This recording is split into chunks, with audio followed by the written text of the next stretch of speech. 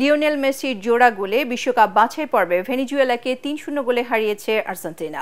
এই ম্যাচ দিয়ে ঘরের মাঠে শেষ প্রতিযোগিতামূলক ম্যাচটি খেললেন বিশ্বের অন্যতম সেরা তারকা মেসি।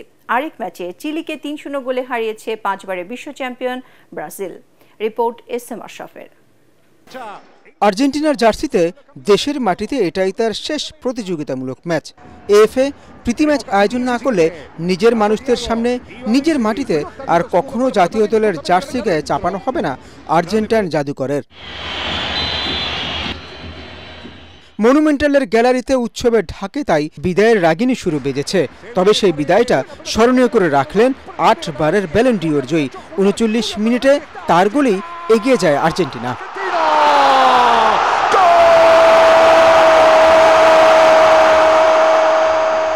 ৭ গোল করে এবারের বিশ্বকাপ বাছাইয়ে সর্বোচ্চ গোলদাতার তালিকায় শীর্ষে থাকা লুইস দিয়াজকে ছুঁয়ে ফেলেন মেসি। তবে ৭৯ মিনিটে নিজের দ্বিতীয় গোল করে তাকেও ছাড়িয়ে যান ফুটবল মহাতারকা। শেষ গোলটি লাউতারো মার্টিনেজের। এতে ১৭ নম্বর ম্যাচে ১২তম জয় নিয়ে মাঠ ছাড়ল বর্তমান বিশ্ব চ্যাম্পিয়নরা। আরেক ম্যাচে চিলির বিপক্ষে ব্রাজিল দলে ছিলেন না নেইমার, ভিনিসিয়াস, রদ্রিগো সহ একাধিক তারকা। সেরাদের ছাড়া কার্লো আনচেলত্তির দল মারাকানায় বল দখল, আক্রমণ সব বিভাগেই এগিয়ে থাকে। ৩৮ মিনিটেই সেলেসাওদের এগিয়ে নেন এস্তেভাও।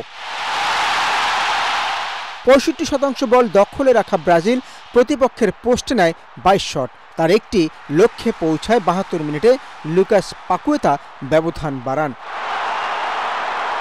৭৬ মিনিটে পাওলো দিয়াজকে বোকা বানিয়ে ব্রাজিলের হয়ে তৃতীয় গোলটি করেন ব্রুনো গিমারেস।